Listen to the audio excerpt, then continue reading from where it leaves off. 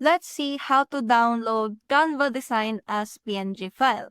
And for you to know why people download a Canva design as a PNG file is because they prefer in photo or high quality images, just like PNG files offer lossless compression, maintaining high quality images without distortion, unlike JPG file. Here's how you do it.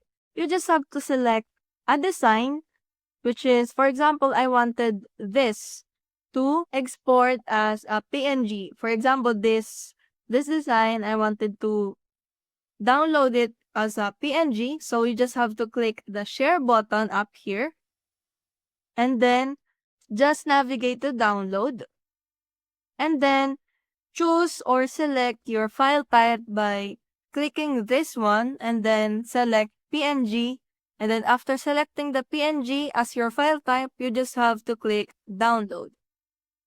And then your design is now downloading. If you wanted to view it, just click it right here. And now you have already downloaded this design as a PNG. And that's how you download a Canva design as PNG file. See you soon.